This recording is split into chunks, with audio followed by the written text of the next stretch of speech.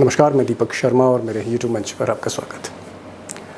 दोस्तों, बीजेपी जिस तरह से अयोध्या हार गई, चित्रकूट हार गई, आप कह सकते हैं आधे से ज़्यादा यूपी हार गई, तब से बीजेपी में जैसे लंका लगी हो। एक दूसरे के ऊपर आरोप प्रत्यारोप लगाए जा रहे हैं और नेता हो, विधायक हो, सांसद हो, मंत्री हो, आपस में भिड़े जा रहे हैं। सब गलतियां निकाली जा रही, कमियां निकाली जा रही, और तो और बीजेपी की टॉप लीडरशिप और आरएसएस की टॉप लीडरशिप, सीधे सीधे बोलूं तो गुजरात लॉबी यानी मोदी, शाह और मोहन भागवत, इनके बीच भी टेंशन है। यूपी को लेकर टेंशन है और आप कह सकते हैं कि हर जगह, हर जिले में कहीं ना कहीं बगावत का एक धुआं है। लेकिन इस धुएं के बीच में एक शख्स ऐसा है जिसकी ताकत अचानक से बढ़ी है। जी हाँ, ये शख्स। और एक शख्स ऐसा भी है जिसकी ताकत अचानक से घटी है। अब सच्चाई ये है दोस्तों कि पिछले 3-4 दिन से योगी आदित्यनाथ अचानक एग्रेसिव हो गए, अचानक आक्रामक हो गए और ताबड़तोड़ फैसले ले रहे हैं। वो चाहे कप्तान हो, वो चाहे डीएम हो, वो चाहे कमिश्नर हो, सबके नट बोल्ट टाइट करे जा रहे हैं। वो चाहे इंजीनियर हो, डॉक्टर हो, सबको कसा जा रहा है। और योगी का जो बुलडोज़र है, जी हाँ, बाबा का जो बुलडोज़र है, वो भी अब सड़कों पर दिखने लगा है।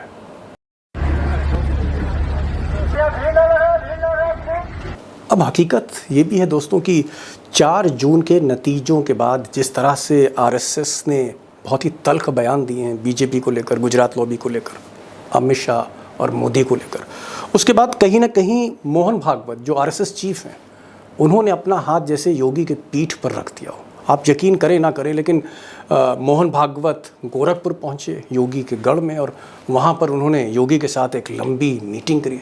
सोचिए, जो मोहन भागवत मोदी से नहीं मिल रहे, अमित शाह से नहीं मिल रहे, नड्डा से नहीं मिल रहे, वो घंटों मीटिंग करते रहे योगी आदित्यनाथ से। और यहीं से योगी आदित्यनाथ दोबारा रिचार्ज हो गए।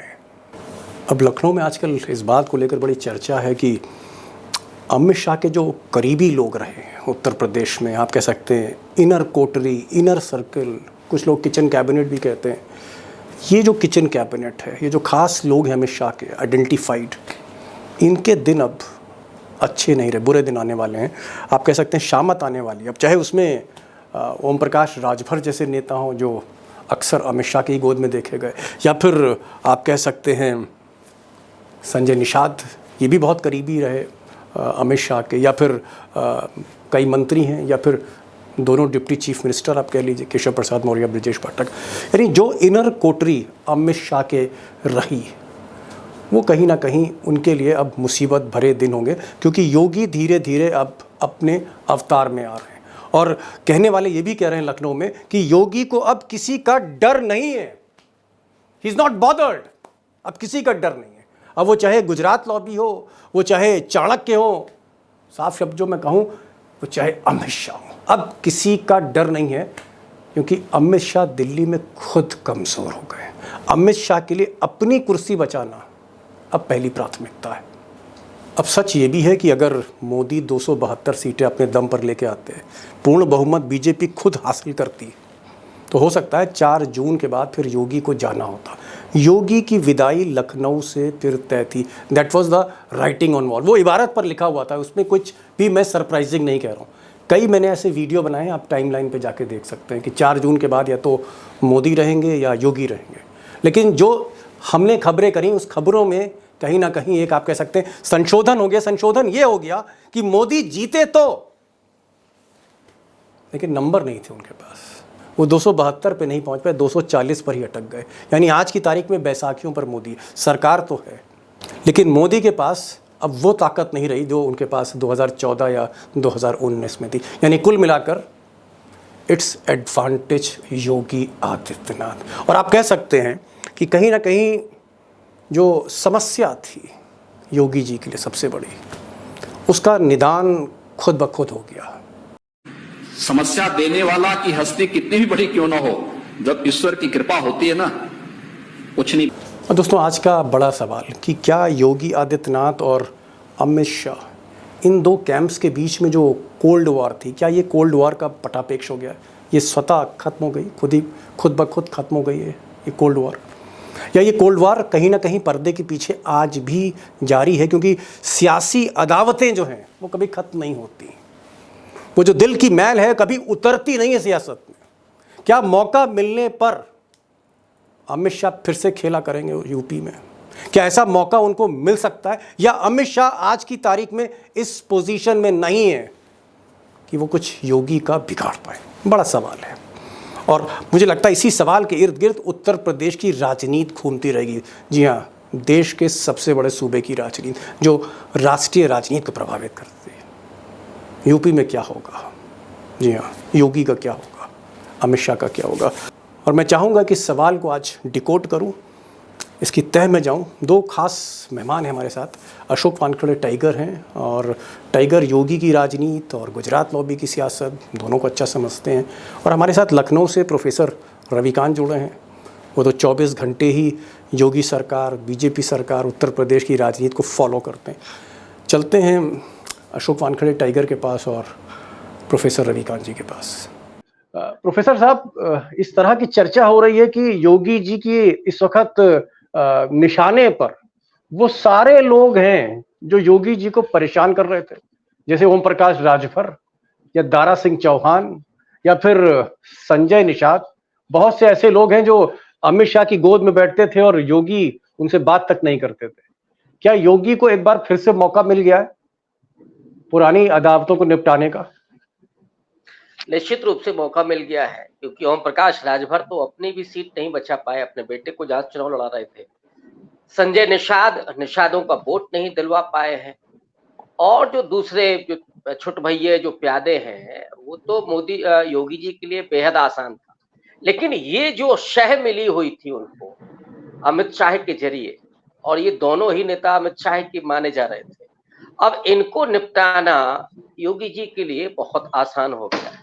उत्तर प्रदेश में जो भारतीय जनता पार्टी की शिकस्त हुई है, जहां 75 सीटों का अरमान था वहां 33 पर सिमट गए हैं, और उसमें जो सबसे बड़ी नाकामयाबी दिखाई पड़ रही है वो इन्हीं पिछलग्गुओं की है, जो पूर्वांचल में पूरा बता रहे थे कि भारतीय जनता पार्टी यहाँ से क्लीन स्वीप करेगी। भाई संजय निषाद के हाथ से बाजी निकल गई, राजभर के हाथ से बाजी निकल गई, अनुप्रिया पटेल एक सीट हार गई। बिल्कुल, अब इनका कोई खास वजूद बचा नहीं है।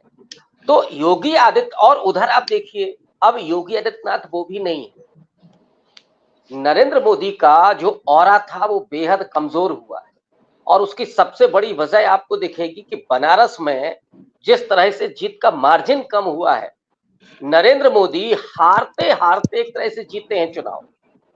केवल 1.5 लाख के आसपास से उनकी चुनावी जीत हुई है। ये जो एक तरह से बीजेपी और नरेंद्र मोदी का जो प्रभाव कम हुआ है, उसमें योगी आदित्यनाथ अब जो उन्हें करना है वो करने में कामयाब होंगे, क्योंकि मोहन भागवत पहुंचे हुए हैं गोरखपुर, वहां पे कुछ चल रहा खेल।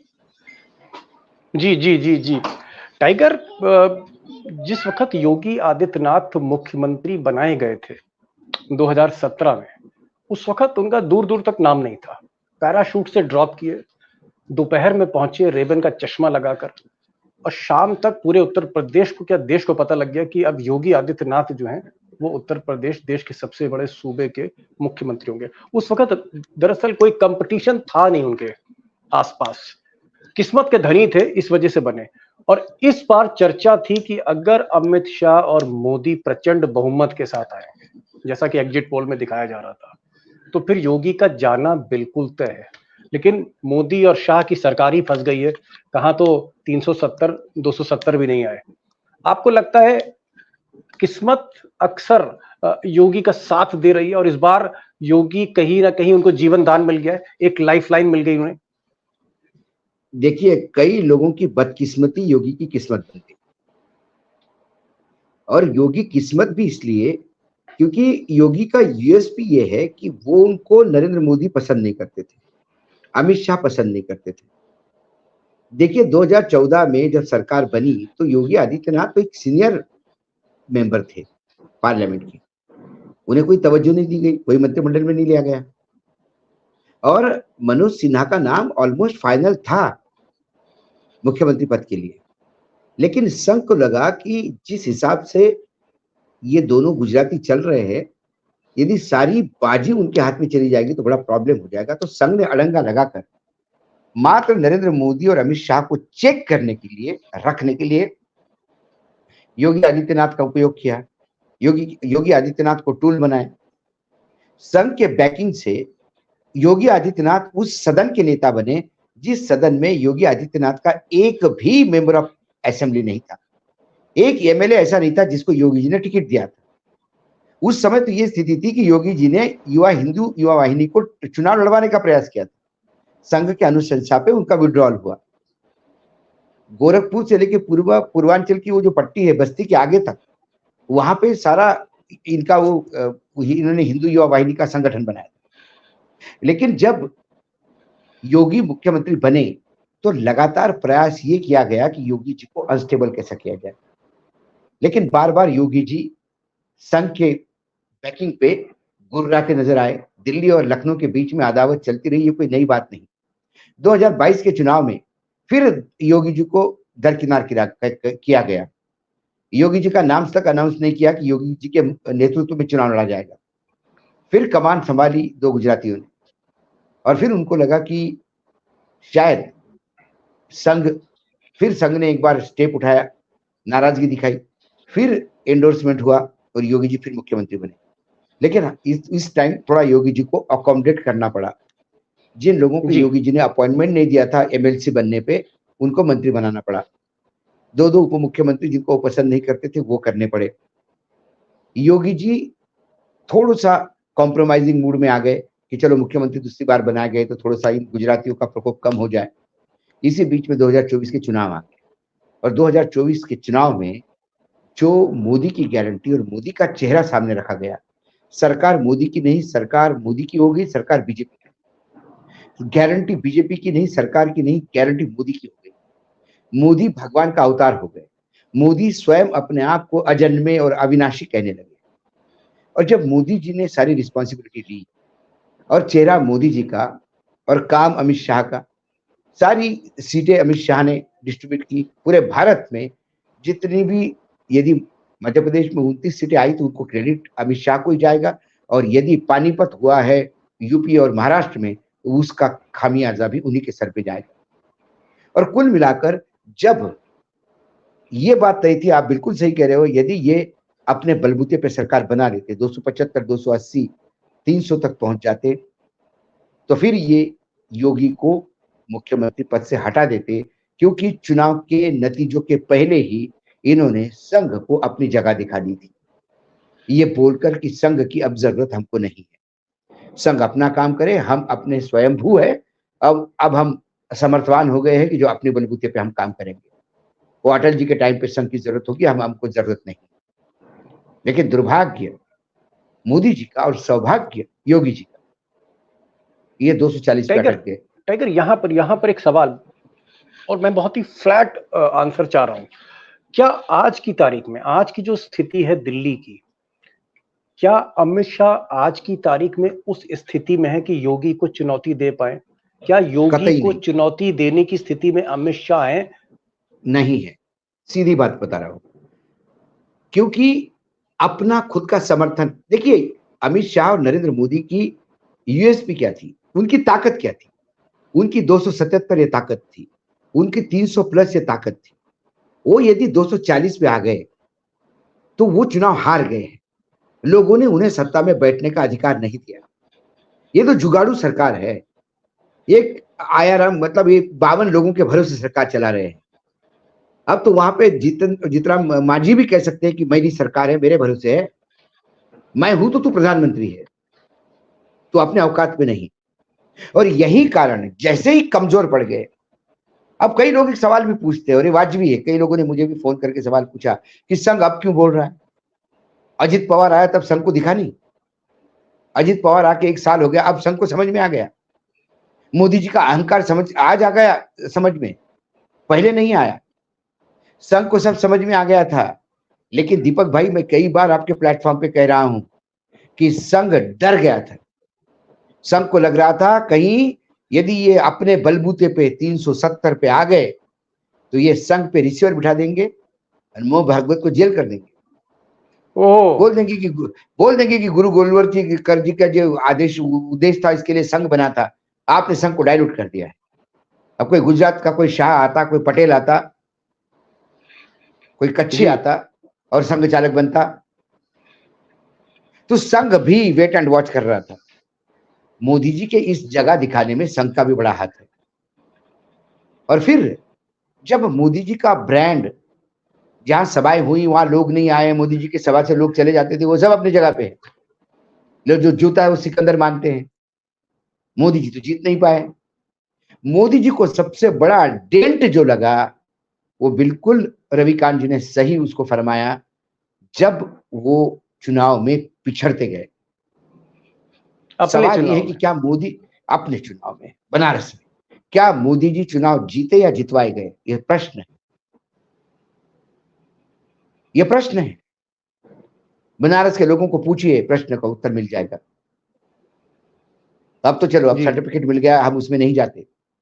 लेकिन अपनी दुर्गति होना, जिसको आपने पीए बोला था, जिसको आपने राहुल गांधी के खिलाफ असिस्टेंट बोला था, किशोरी लाल, उसका मार्जिन ज्यादा है। ये मोदी जी को भी समझ में आ गया कि मोदी जी का अहंकार उसको मारा है। अब ये करेक्शन का टाइम है संघ का। संघ ने मोदी जी को लाया क्योंकि उनको अडवाणी जी को घर बिठाना था।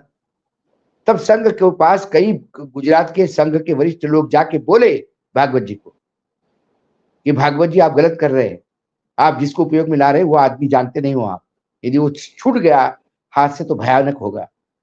तब शायद अपने आप पर ज्यादा आत्मविश्वास होगा भागवत जी का। और जब ये चुनाव का सबसे जो पीरियड है वो सबसे टेंशन वाला पीरियड गया, सिर्फ इंडिया गठबंधन को नहीं, संघ के लिए भी। आज संघ रिलीफ महसूस करता है। आज संघ अपनी ताकत फिर से दिखाने का प्रयास करता है। और जब अपनी संघ ताकत देखेगा तो ताकतवर अमित शाह योगी जी को नहीं निपटा पाए, अब तो कमजोर अमित शाह है और ताकतवर कमजोर अमित शाह है। देखिए, अमित शाह की ताकत, कोई अमित शाह पहलवान नहीं है कि 50 किलो वजन है, 150 किलो वजन है इसलिए ताकतवर हो गया, या 4 पटकनी मारी, या जूडो में 3 बेल्ट है, या फाइटर है, निशानेबाज है, ऐसा नहीं है। राजनीति में ताकत आपकी सत्ता की होती है और सत्ता होती है आंकड़ों से, संख्या बल। मायावती जी की ताकत क्या थी? मायावती जी अपने बलबूते पे उत्तर प्रदेश में मुख्यमंत्री बनी, ये मायावती की ताकत थी। आज मायावती ये ताकत विहीन हो गई है। मायावती जी का वजन कम हुआ है या मायावती जी का बैंक बैलेंस कम हुआ है? मायावती जी की ताकत कम हुआ है, मतलब मायावती जी के पास विधायक ही नहीं। महाराष्ट्र में क्या था? शक्तिहीन हो गए थे उद्धव ठाकरे, शक्तिहीन हो गए थे शरद पवार, क्योंकि सांसद भी नहीं और विधायक भी नहीं के बराबर, सारे चले गए थे। और एकनाथ शिंदे डकार रहे थे और अजीत दादा सारे देश को ज्ञान दे रहे थे। लोकसभा चुनाव ने जगह दिखा दी हर एक की औकात क्या है। आज वही उद्धव ठाकरे ललकार रहे हैं, आज वही शरद पवार ललकार रहे हैं। क्या ताकत आ गई जी? क्या कोई मशरूम थोड़ी खाया है? ताकत सिर्फ नंबर की आई। जो जीता वही सिकंदर, वो जीता वो सिकंदर है सर। और आज की डेट में उत्तर प्रदेश में सिकंदर योगी इसलिए है सिर्फ एक कारण के लिए कि योगी को साइड लाइन किया, इसलिए योगी को कहने के लिए है आपने मुझे पूछा नहीं, आपका धुआं उड़ गया। आप मुझे पूछते तो शायद मैं आपको ले आता। ये इफ एंड बट वाली बात है। ये बात अलग है कि योगी क्या लाते नहीं लाते। अभी तक जो सीटें आई, अभी कोई लोग ऐसे भी कहते हैं कि जो 30 सीटें आई वो योगी जी के कारण आ गई। अरे क्या योगी जी के कारण आ गई?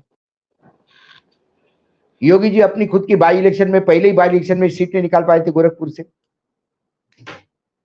ये एक क्युमुलेटिव इफेक्ट था और इसका समाजवादी पार्टी का ताकतवर होना, ये योगी जी के लिए अच्छे संकेत है। अच्छे संकेत। मैं आ रहा हूं टाइगर, आ रहा हूं आपके मैं पास। एक उदाहरण दूं मैं आपको, क्योंकि बात निकली थी, एक उदाहरण दूं।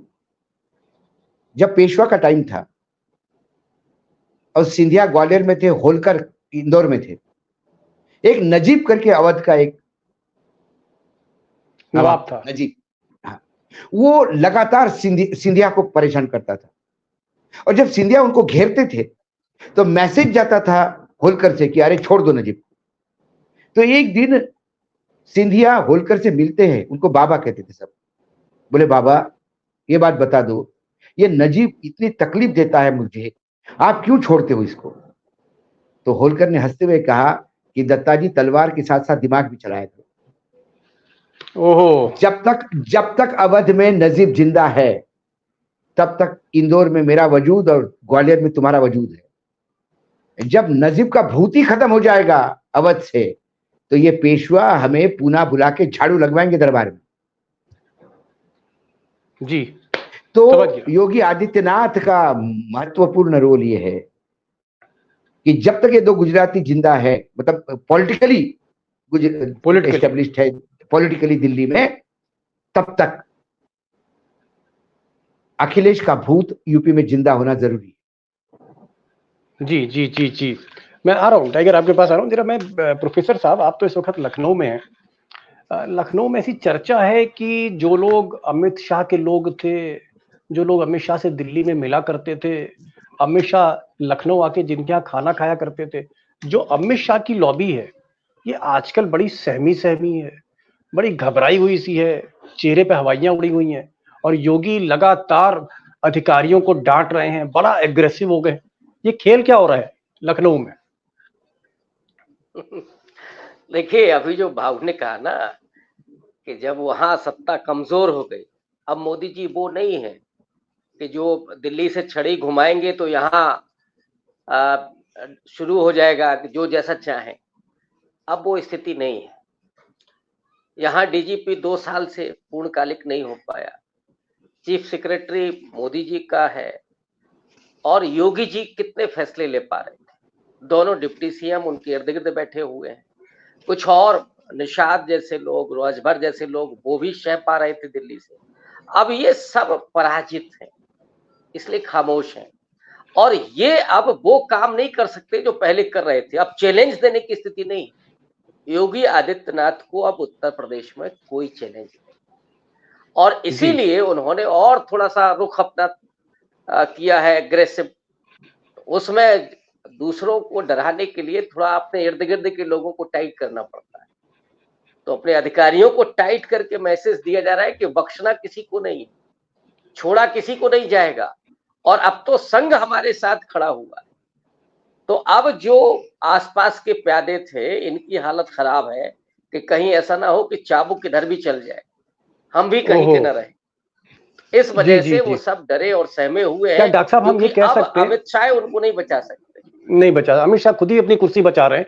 मैं एक चीज ये पूछा था कि अगर हम ये चुनाव देखें लोकसभा का, तो मायावती जीरो हो गई पॉलिटिकली, सियासत के तौर पे बिग जीरो हैं इस वक्त मायावती, और मोदी जी की ताकत खत्म हो गई। आप खुद ही कह रहे थे कि हारते हारते बचे मोदी जी बनारस में, तो मोदी जीरो हो गए, अमित शाह जीरो हो गए, मायावती जीरो हो गई। तो क्या मैदान में अब अखिलेश राहुल और सामने योगी है? अखिलेश राहुल वर्सेस योगी? एकदम एकदम। उत्तर प्रदेश में तो अब भारतीय जनता पार्टी का मतलब योगी आदित्यनाथ हो गया है। जितने भी पावरफुल लोग थे वो अब ध्वस्त हो रहे एक-एक करके। इस बार के चुनाव में योगी जी के हाथ में कुछ भी नहीं था। अपने टिकट फाइनल किए सब दिल्ली से, कौन कैसे चुनाव लड़ेगा ये सब दिल्ली से तय हो रहा था। लेकिन जो शिकस्त हुई है उत्तर प्रदेश में, उससे ही मौका मिला योगी आदित्यनाथ को ये कहने का कि अगर हमारे जरिए कुछ डिसीजन होते तो शायद इससे बेहतर रिजल्ट आता। और दूसरा, आरएसएस जिस तरह से योगी आदित्यनाथ के इर्द गिर्द है, उससे बड़ा ताकत मिल रही है, और इसीलिए योगी आदित्यनाथ ही अब उत्तर प्रदेश में भारतीय जनता पार्टी बनकर के उभर रहे हैं। अब ना अमित शाह उस तरह से अंकुश लगा सकते हैं, ना नरेंद्र मोदी उस तरह से। अब वो योगी आदित्यनाथ नहीं रहे कि मोदी जी की कार के पीछे पीछे दौड़ेंगे या अमित शाह के दरबार में जाकर के हाजिरी बजाएंगे। ये योगी आदित्यनाथ अब नहीं। अब योगी आदित्यनाथ उत्तर प्रदेश में भारतीय जनता पार्टी का एकमात्र विकल्प बचे हैं, और जो और 2-4 लोग हैं वो निपट जाएंगे इस बीच में। कोई चेहरा है योगी आदित्यनाथ के अलावा आप उत्तर प्रदेश में भारतीय जनता पार्टी? कोई चेहरा नहीं। और मोदी जी जो करते थे कि वो पर्ची वाला मुख्यमंत्री भी बनाते थे, आज की स्थिति ये नहीं है कि वो योगी को हटा करके कोई पर्ची मुख्यमंत्री थे। अब ये स्थितियां नहीं है और इसीलिए योगी आदित्यनाथ बहुत मजबूत हैं आज की तारीख में और उसकी सबसे बड़ी वजह है कि संघ उनके साथ खड़ा हुआ दिख रहा है। जी जी, लास्ट क्वेश्चन मैं टाइगर से पूछना चाह रहा हूँ। टाइगर, आपको क्या लगता है कि अमित शाह के लिए जो अब सफर है, अभी स्पीकर का चुनाव होगा, फिर सत्र शुरू होगा, मैं देख रहा हूं कि कहीं ना कहीं कुमारस्वामी भी कुछ बोल रहे हैं, तो कहीं जेडीयू का कोई नेता कुछ बोल रहा है। ये जो स्थितियां बनी हुई हैं टाइगर, हर आदमी कुछ ना कुछ बातें सुना रहा है, संघ अलग अपना बात सुना रहा है, बीजेपी के नेता भी अलग अलग बोल रहे हैं, सब लोग अंदर बाहर आमने सामने सब मोदी की घेराबंदी, अमित शाह की घेराबंदी कर रहे हैं। क्या आपको लगता है कि अमित शाह की पोजीशन यहां से और डाउन होती चली जाएगी? योगी छोड़िए, उत्तर प्रदेश छोड़िए, अब अमित शाह अपने में ही उलझ गए, अपनी कुर्सी बचाने पर फोकस होगा उनका। अरे पहले तो सत्ता बचाने में फोकस होगा, फ्लोर मैनेजमेंट में फोकस होगा। सवाल 240 बचाने का नहीं है, सवाल है आप ये जो 52 लोग आ गए इनको कैसे संभालोगे, क्योंकि ये 52 नरेंद्र मोदी है। हर एक को लगता है कि मैंने मोदी मेरे वजह से है। इसके पहले मोदी जी सत्ता में प्रधानमंत्री होते थे और बाकी लोग उनकी कृपा से होते थे मंत्री। मोदी जी को जरूरत नहीं, फिर भी किसी एनडीए को बना देते थे, तो मोदी की कृपा थी। अब इनके कृपा पे मोदी है, फर्क ये है। दूसरी बात, आपको हर जगह फ्लोर मैनेजमेंट करना होगा। ये लोग फ्लोर मैनेजमेंट और हर बात का जवाब देना होगा। आज कुमार स्वामी ने जो गुजरात की इन्वेस्टमेंट की बात उठाई है कि $2.5 बिलियन का इन्वेस्टमेंट के लिए $2 बिलियन की हम सब्सिडी कैसे दे सकते हैं? क्या लॉजिस्टिक है इसका? 5,000 जॉब के लिए क्या 3.5 करोड़ रुपए का एक जॉब होगा? ये सवाल उठेंगे, ऐसे कई फाइलें होगी। पहले सवाल नहीं उठाते थे, गुजरात है भैया हाथ मत लगाओ। अब गुजरात है तो क्या हुआ? मुझे भी कर्नाटक देखना है, मुझे भी महाराष्ट्र देखना है, मुझे भी बिहार देखना है। ये फ्लोर मैनेजमेंट होगा। पहले आप डरते थे, मतलब विपक्ष डरता था कि आपका शिकार आप कब शिकारी बन के निकलोगे और शिकार करने जाओगे। आज आप दयनीय स्थिति में हो। आज आपको 24 घंटे देखना होगा कि इस 52 का कुनबे से कोई शिकार करके लेके तो नहीं जाएगा।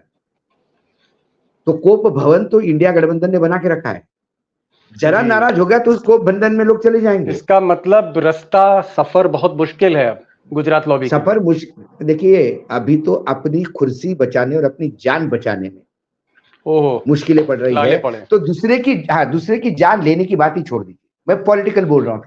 बड़ी बात आपने की कि अपने जान बचाने के जहां लाले पड़े तो दूसरे की जान क्या लेंगे, अपनी कुर्सी बचाने की जहां संघर्ष हो रहा वहां योगी की कुर्सी क्या लेंगे। एडवांटेज योगी है, और मैं वही कहूंगा जो शुरू में कहा था, ये किस्मत के धनी है योगी कि बीजेपी जीती तो, लेकिन वो संख्या बल मोदी को नहीं मिली जिसका खतरा जो था योगी के समर्थकों को लग रहा था। और आज अमित शाह की वो स्थिति है कि वो उत्तर प्रदेश में योगी की तरफ निगाह नहीं कर सकते, क्योंकि टाइगर जैसा कह रहे हैं कि अमित शाह और नरेंद्र मोदी दोनों की कुर्सी फंसी हुई है और हर दिन गुजरात लॉबी के लिए चैलेंज है। टाइगर आप आए और उससे पहले प्रोफेसर रविकांत साहब आए, बड़ी बेबाकी से आप लोगों ने बात करी और बहुत अच्छा लगता है जब आप आते हैं। मसरूफियत आपकी बहुत ज्यादा है, फिर भी समय निकालते हैं। Thank you so much. मुझे लगता है कि अगर टाइगर जैसा कलेजा अगर आपका है तो दिल भी आपका वाकई बहुत बड़ा है। Tiger, salute to you, thank you so much for joining. नहीं